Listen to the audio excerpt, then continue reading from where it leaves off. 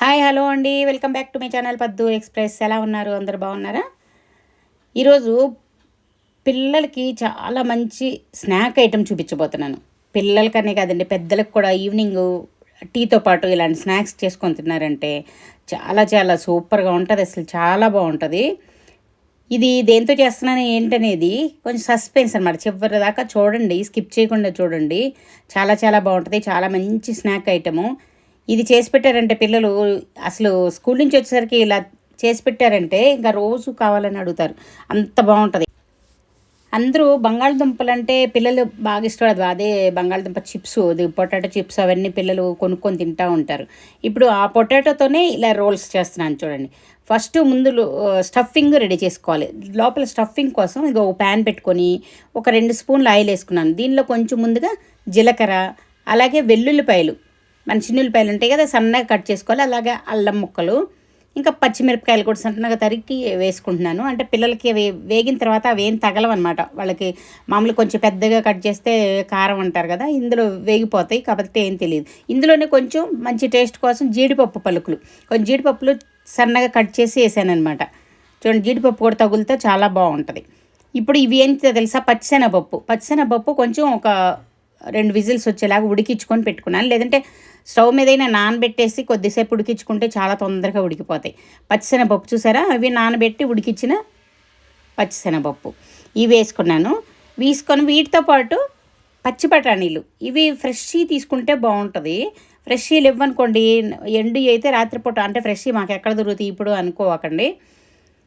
అవి రాత్రిపూట ఎండు అయితే నానబెట్టేసి పొద్దున ఉడికిచ్చి అవి వాటిని వాడుకోండి. లేదంటే ఫ్రోజన్ ఇవి అలా దొరుకుతాయి. లేదంటే ఇంకా ఫ్రెష్ కాయలు దొరుకుతాయి, అవైనా తెచ్చుకొని మీరు ఒలుచుకొని పెట్టుకోవచ్చు. అలా దొరకని వాళ్ళు ఎండు తెచ్చి ముందు స్టాక్ పెట్టుకొని నైటు నానబెట్టుకొని పొద్దున్నే ఉడకేసుకోవచ్చు. ఇప్పుడు దీనిలోకి మనకు రుచి తగినట్లుగా ఉప్పు వేసుకుంటున్నాను. ఉప్పు, కొంచెం గరం మసాలా, అలాగే కొద్దిగా చాట్ మసాలా కూడా వేసుకుంటే బాగుంటుంది.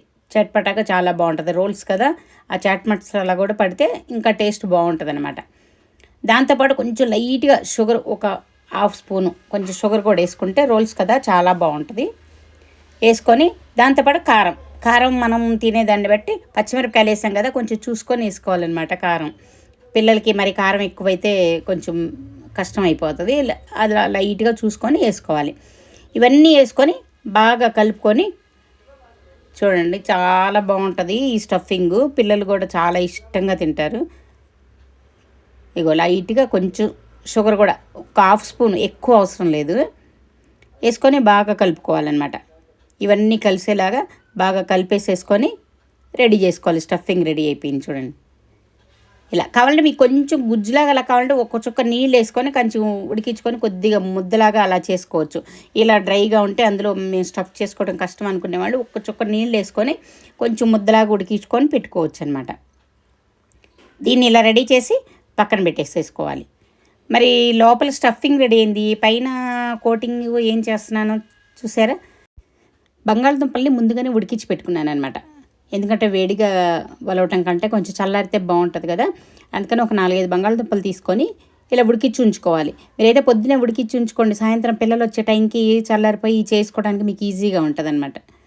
లేదంటే రాత్రిపూట కొందరు పొద్దున్నే కుదరదు అనుకుంటే రాత్రిపూట ఉడికించి ఫ్రిడ్జ్లో కూడా పెట్టుకోవచ్చు. పొద్దున్నే తీసుకొని రెడీ చేసుకోవచ్చు. చూడండి, అన్నీ ఇలాగా ఒలుచుకొని స్మాషర్తో స్మాష్ చేసుకుంటున్నాను చూడండి. మీరు కావాలంటే ఫోర్క్తో అయినా, లేదంటే స్మాషర్ ఉంటే దాంతో చేసుకోండి, లేదా పప్పు గుత్తితో అయినా చేసుకోవచ్చు, లేదంటే గట్టి స్పూన్తో అయినా చేసుకోవచ్చు. లేదంటే చేత్తోనే బాగా ఉడికిపోతే అసలు చేత్తో మెత్తగా అయిపోతుంది. మనం కూరల్లో కూడా పిసికేస్తుంటాం కదా, అలాగే మెత్తగా చేసేసుకోవచ్చు. మీకు ఎలా కన్వీనియంట్ ఉంటే అలా చేసేసుకొని వీటి మొత్తాన్ని కూడా ఇలా ఏం ఉండలు ఏం లోపల కొంచెం చిన్న చిన్న గడ్డల్లాగా అలా వస్తాయి ఒక్కోసారి, అంటే కొంచెం గట్టిగా ఉంటే అలా వస్తాయి. వాటిని ఇలా మెత్తగా స్మాష్ చేసుకోవాలి, ఏం గడ్డలు ఏమి లేకుండా ఇలా అన్నీ చేసి పెట్టుకోవాలన్నమాట. మీకు క్వాంటిటీ అంటే ఎన్ని కావాలనేది దాని ప్రకారం బంగాళదుంపలు ఉడికించుకోవాలి. దీనికైతే ఒక 8-9 అలా అవుతాయి, ఒక 4-5కి. మీరు ఇంకా ఎక్కువ కావాలనుకుంటే ఇంకొంచెం ఎక్కువ దుంపలు ఉడికించేసి పెట్టుకోండి. స్టఫింగ్ కూడా కొంచెం సరిపోతుంది. స్టఫింగ్ ఒక 10-12 అలా అంతవరకు సరిపోతుంది అనమాట. ఇంకొంచెం మీకు స్టఫింగ్ ఎక్కువ అంటే ఇది ఎక్కువ చేసుకోవాలనుకుంటే స్టఫింగ్ కూడా ఎక్కువ రెడీ చేసుకోండి. ఇగో ఇప్పుడు చూసారా ఇవన్నీ బాగా మెత్తగా అయిపోయినాక మళ్ళీ చేత్తో ఒకసారి వాటన్నిటిని ఏమైనా గడ్డలు ఉన్నాయి లేదో చూసుకొని పిసుక్కొని మొత్తం మెత్తగా చేసుకోవాలి. దీనిలోకి ఇప్పుడు బైండింగ్ కోసం ఒక 2 స్పూన్లు మైదా, 2 స్పూన్లు కార్న్ఫ్లోర్ వేసుకుంటున్నాను. మీరు మైదా వద్దనుకుంటే కొంచెం బియ్య పిండి వేసుకోవచ్చు. ఇది బైండింగ్ అనమాట. బాగా సాఫ్ట్గా పిండి మామూలు చపాతీ పిండిలా బాగా పిసుక్కోవాలి. దీన్ని పిసికి ఇలా ఉంటే చక్కగా అది బైండ్ అయ్యి చాలా సాఫ్ట్గా వస్తుంది. చూడండి స్టఫ్ రెడీగా ఉంది. ఇక్కడ ఇది రెడీ అయిపోతుంది. ఇంకా ఇది చేసుకోవటం ఈజీ. వాటిలో స్టఫ్ చేసేసుకొని ఇంకా ఫ్రై చేసుకోవటం అనమాట. చూసారా దీన్ని ఇలా మనకు నచ్చిన షేప్లో రౌండ్గా కట్లెట్ లాగా అలా కావాలనుకుంటే రౌండ్ షేప్లో చేసుకోవచ్చు. లేదంటే ఇలా ఓవెల్ షేప్, లేదంటే ఇలా సిలిండర్ షేప్. నేను ఇలా పొడుగ్గా ఇలా సిలిండర్ షేప్లో ఇలా చేసుకుంటున్నాను. చూడండి దీన్ని ఇలా చేసేసుకొని మధ్యలో ఇక్కడ ఒక బొట్టనెలతో ఇలా గుంట చేసేసుకున్నామంటే స్టఫ్ చేసుకోవడానికి ఈజీగా ఉంటుంది. చూడండి ఇలా చేసేసుకొని దానిలో స్టఫ్. అందుకని ఇది పొడి పొడిగా ఉంటే కొందరు పెట్టుకోవడం కష్టం అనుకుంటే కొంచెం నీళ్ళు వేసుకొని దీన్ని ముద్దగా కూడా ఉడికించుకోవచ్చు. ఉడికించుకొని తర్వాత పెట్టుకోవటం ఈజీగా ఉంటుంది. ఇలా దీన్ని ఇలా మళ్ళీ రోల్ చేసేసుకోవటమే క్రాక్స్ లేకుండా నైస్గా. మీకు కావాలంటే చేతికి కొంచెం ఆయిల్ రాసుకొని అయినా చేసుకోవచ్చు. చూడండి ఇలా నైస్గా చేసేసుకొని ఇలా పెట్టేసుకోవాలి. మిగతావి కూడా అన్నీ ఇలా రెడీ చేసి పెట్టుకోవాలన్నమాట. మీకు ఎన్ని కావాలంటే అన్నీ చేసి పెట్టుకోండి.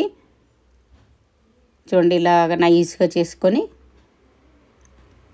దాన్ని కొంచెం ఏలుతో నొక్కుకొని దానిలో స్టఫ్ చేసుకోవటమే. స్టఫ్ చేసుకొని క్లోజ్ చేసుకున్నప్పుడు కొంచెం జాగ్రత్తగా క్లోజ్ చేసేసుకుంటే క్రాక్స్ ఏం రాకుండా కూడా బాగుంటుంది. అందుకే మనం బైండింగ్కి పిండి వేసేదనమాట.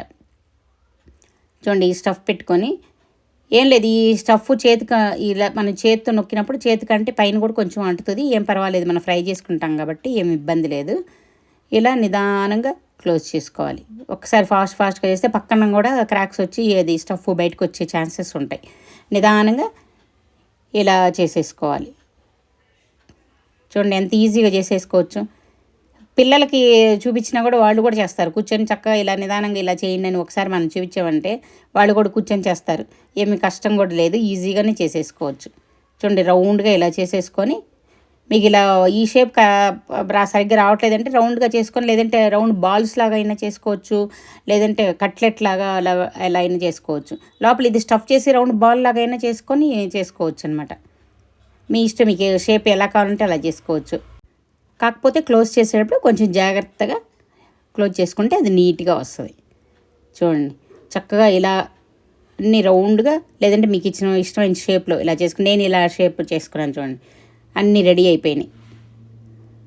ఇలా రెడీ చేసి పెట్టేసుకొని పక్కన స్టవ్ మీద ఆయిల్ పెట్టుకోవాలి. మనం డీప్ ఫ్రై చేయడానికి ఆయిల్ పెట్టుకొని అది మీడియం ఫ్లేమ్లోనే ఉంచుకోవాలి. ఉంచుకొని ఇది కాగుతూ ఉంటుంది. ఈలోపు ఇంకొకటి ఉందన్నమాట, అదే ప్రొసీజర్. ఇంకోటి ఏంటి అంటే మనకి సన్న సేమ్యా దొరుకుతుంది కదా, ఆ సేమ్యా తీసుకొని నలుపుకోండి, బాగా క్రష్ చేసుకోండి. నేనైతే రోస్టెడ్ సేమ్యా తీసుకొని, మామూలుదైనా తీసుకోవచ్చు మీరు. ఇదిగో నేను రోస్టెడ్ తీసుకున్నాను. దీన్ని బాగా చిన్నగా చేసేసుకుంటున్నాను. ఇది కాదనుకున్న వాళ్ళు బ్రెడ్ క్రమ్స్ అయినా తీసుకోవచ్చు, లేదంటే కార్న్ ఫ్లేక్స్ ఉంటాయి కదా వాటితో అయినా చేసుకోవచ్చు. వాటిలో దీన్ని అంటే ఆ రోల్స్ని ఇందులో దొర్లించుకుంటాం అనమాట. అలా చేసుకోవాలంటే మీకు బ్రెడ్ క్రమ్స్లో అయినా చేసుకోవచ్చు, లేదంటే కార్న్ ఫ్లేక్స్ తీసుకొని వాటిలో అయినా చేసుకోవచ్చు. నేనైతే ఇలా సేమ్యా తీసుకుంటున్నాను, ఇలా చిన్నగా చేసేసుకుంటున్నాను అనమాట. దీనిలో దొర్లించుకుంటే అది వీటికి అంటుకొని ఇంకా టేస్ట్ బాగుంటుంది, చుట్టానికి కూడా స్పెషల్గా బాగుంటుంది అనమాట. బ్రెడ్ని మీరు కొంచెం కొద్దిగా సేపు ఎండలో పెట్టేస్తే కొంచెం గట్టిగా అయిపోతుంది. దాన్ని మిక్సీలో వేసుకున్నారంటే బ్రెడ్ క్రమ్స్ రెడీ అయిపోతాయి. లేదంటే సేమియా అందరూ దాదాపు ఉంటానే ఉంటుంది కదా, మామూలుగా అయితే లావు సేమియా తెప్పించుకుంటాం కదా, ఇలా సన్నది తెప్పించుకున్నారంటే ఇలా చేసేసుకోవచ్చు. ఇప్పుడు రోస్టెడ్ది కూడా ఎక్కడ పడితే అక్కడ దొరుకుతుంది. అది కాదనుకుంటే మామూలుదైనా ఓకే. ఇలాగ సన్నగా పేనీలాగా ఉంటుంది చూసారా, అదనమాట. ఇలా దీన్ని అన్నిటినీ ఇలా రోల్ చేసేసుకోవాలి. దీనిలో దొర్లించుకొని ఇవన్నీ వీటికి అంటేలాగా చేసేసుకుంటే బాగుంటుంది అనమాట. చూడండి ఇంత చక్కగా ఇలా రోల్ చేసేసుకొని వీటిని ఇలా రెడీ చేసేసుకొని ఒక పక్క ఆయిల్ కాగుతూ ఉంది. అది హై ఫ్లేమ్లో ఉడికించుకోకూడదు అనమాట. కొంచెం మీడియం ఫ్లేము, లో ఫ్లేము అలా పెట్టుకుంటూ చేసుకోవాలి. మీడియం ఫ్లేమ్లో అయితే కరెక్ట్గా అవుతుంది. ఎందుకంటే పైన కలర్ బాగా వచ్చేసి లోపల సరిగ్గా ఉడకదు. అందుకని చెప్పి మీడియం ఫ్లేమ్లో ఉడికించుకుంటే అందులో ఆలు కదా తొందరగానే అయిపోతుంది, టైం కూడా ఎక్కువ పట్టదు.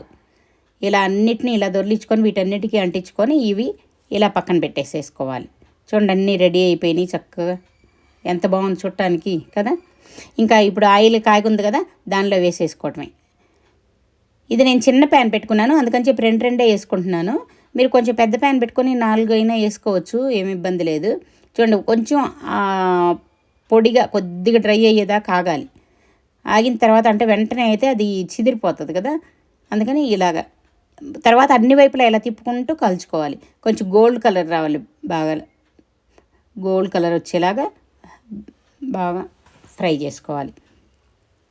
చూడండి, అన్ని వైపులా నిదానంగా తిప్పుకుంటూ ఇలా ఫ్రై చేసుకుంటే చక్కగా ఎంతో టేస్టీగా ఉండే పొటాటో రోల్స్ రెడీ అయిపోతాయి.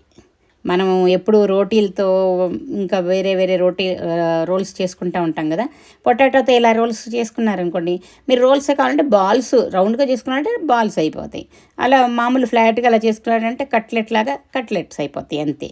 చూసారా ఎంత చక్కగా ఎంత బాగా రెడీ అయిపోయినాయో. చాలా చాలా బాగుంటుంది, టేస్ట్ కూడా చాలా బాగుంటుంది. దీన్ని సాస్తో అయినా లేదంటే మీకు ఏదైనా చట్నీతో నంచుకొని తినాలనిపించినా కూడా తినొచ్చు. చూడండి ఎంత బాగా రెడీ అయిపోయిందో. దీన్ని కట్ చేసి లోపల స్టఫింగ్ కూడా ఎలా వచ్చిందో నేను చూపిస్తాను చూడండి. తినడానికి కూడా చాలా బాగుంటాయి. అసలు తింటుంటే హెవీ అనిపిస్తుంది, లైట్ అనిపిస్తుంది, ఎన్ని తింటున్నా కూడా తిందాం అనిపిస్తుంది. పిల్లలైతే రోజు అడుగుతారు మిమ్మల్ని చేసి పెట్టమని, కానీ చేయటం కూడా ఉంది. బంగాళదుంప ఉడికించుకొని లోపల స్టఫ్ రెడీ చేసుకుంటే ఈజీనే కదా. చూసారా ఎంత చక్కగా ఇగో సాస్తో ఇలా తీసుకొని తింటా ఉంటే ఇంకా పిల్లలు చాలా ఇష్టపడతారు. ఎలా ఉందండి వీడియో? నచ్చిందా? నచ్చితే లైక్ చేయండి, షేర్ చేయండి, సబ్స్క్రైబ్ చేసుకోండి. బాయ్.